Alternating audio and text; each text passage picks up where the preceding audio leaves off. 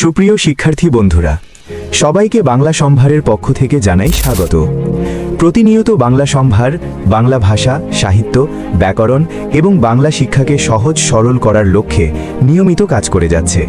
তার ধারাবাহিকতায় বাংলা সম্ভারের আয়োজন সাহিত্য কথন, যেখানে বিভিন্ন শ্রেণীর বাংলা প্রথম পত্রের সাহিত্য অংশের গদ্য ও কবিতা নিয়ে সংক্ষেপে আমরা সহজভাবে আলোচনা করে ব্যাখ্যা দিয়ে থাকি। তার ধারাবাহিকতায় আজকে আমাদের আলোচনার বিষয় বাংলা সাহিত্যের প্রথম উপন্যাসিক বঙ্কিমচন্দ্র চট্টোপাধ্যায়ের লেখা প্রবন্ধ নব্য লেখক দিগের প্রতিনিবেদন। আলোচনা শুরু করার আগে আপনাদের কাছে অনুরোধ, যারা আমাদের চ্যানেলকে এখনও সাবস্ক্রাইব করেন নাই, সাবস্ক্রাইব করে পাশে থাকা বেল আইকনটি বাজিয়ে দিন। সাহিত্য সম্রাট বঙ্কিমচন্দ্র চট্টোপাধ্যায় 19 শতকে বসে তিনি লেখকদের জন্য 13 দফা একটা নির্দেশিকা দিয়েছিলেন। আর অবাক করার মতো ব্যাপার হলো, সেই কথাগুলো আজকের দিনেও এতটাই প্রাসঙ্গিক। চলুন তাহলে আর দেরি না করে সেই কালজয়ী বিয়মগুলোর ভেতরে ঢুকা যাক, এক এক করে দেখব আমরা। তো বঙ্কিমচন্দ্র শুরুটাই করেছেন একেবারে গোড়ার প্রশ্নটা দিয়ে, মানে একজন লেখক কেন লেখেন, তার লেখার পেছনের আসল উদ্দেশ্যটা কি হওয়া উচিত। বলা যেতে পারে তিনি প্রথমেই লেখকের প্রেরণার একেবারে মূলে হাত দিয়েছেন। দেখুন, বঙ্কিমচন্দ্রের প্রথম দুটো নিয়ম কিন্তু একদম সোজা সাপটা।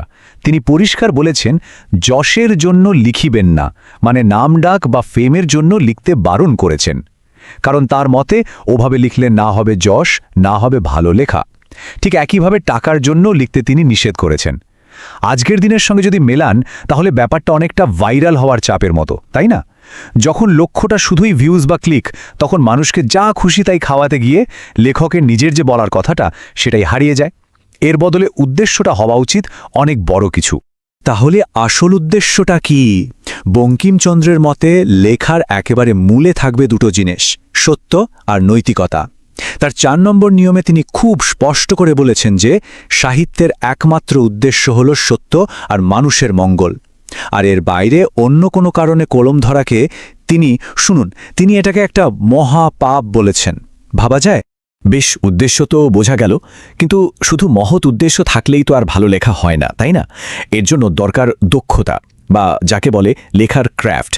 তো চলুন এবার সেই দিকগুলো একটু দেখি, যেখানে বঙ্কিমচন্দ্র লেখার কিভাবে বা টেকনিক্যাল দিকগুলো নিয়ে কথা বলেছেন। আর এই পরামর্শটা তো আজকের দিনের জন্য অবিশ্বাস্যভাবে সত্যি।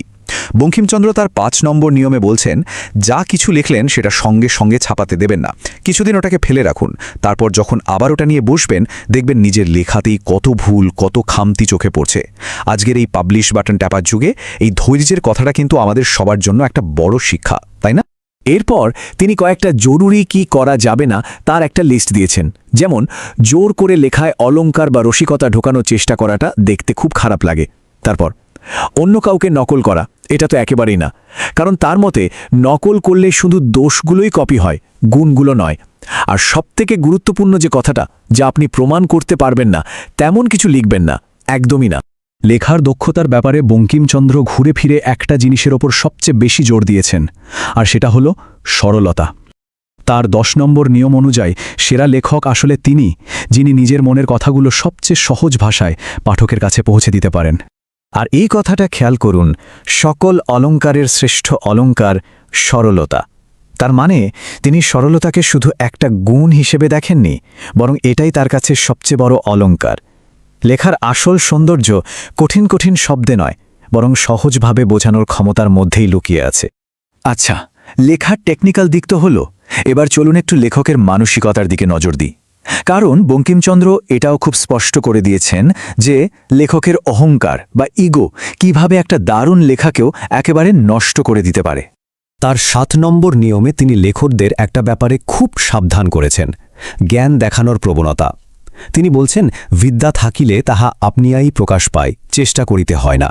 মানে আপনার যদি জ্ঞান থাকে সেটা লেখায় এমনিই ফুটে উঠবে, আলাদা করে দেখানোর দরকার নেই। এমনকি যে ভাষা লেখক ভালো করে জানেনই না, সেই ভাষা থেকে কোটেশন দেওয়ার মতো হাস্যকর কাজের বিরুদ্ধেও তিনি সতর্ক করেছেন।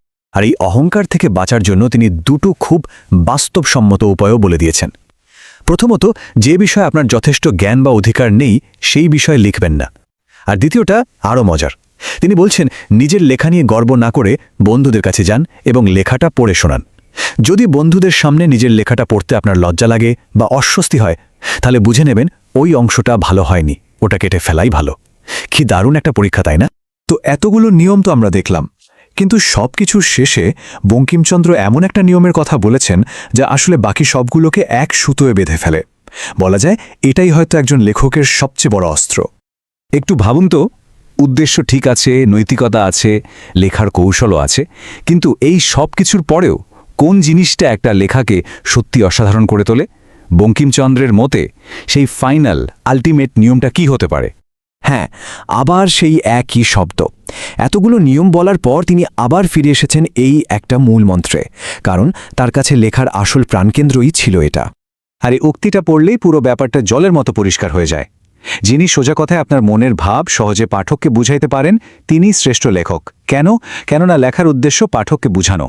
দেখুন কথাটা কত সহজ। সরলতা শুধু একটা স্টাইল নয়, এটা লেখার মূল উদ্দেশ্যের সাথে জড়িত। কারণ পাঠক যদি লেখাটা বুঝতেই না পারল, তাহলে এত কিছু করে লাভটা কি হলো? বঙ্কিমচন্দ্র তার এই পরামর্শগুলো শেষ করেছেন একটা দারুণ আশাবাদী কথা দিয়ে। তিনি বিশ্বাস করতেন, যদি বাংলার লেখকরা এই নিয়মগুলো মেনে চলেন, তাহলে শুধু তাদের নিজেদের লেখার মান বাড়বে না, বরং পুরো বাংলা সাহিত্যেরই খুব দ্রুত উন্নতি হবে। ভাবুন তো 19 শতকে লেখা এই কথাগুলো আজও আমাদের কতটা পথ দেখাতে পারে, তাই না? আমাদের চ্যানেলের ভিডিও ও আলোচনাগুলো যদি আপনাদের ভালো লাগে, তাহলে লাইক ও সাবস্ক্রাইব করতে ভুলবেন না এবং বন্ধুদের মাঝে শেয়ার করুন। ধন্যবাদ।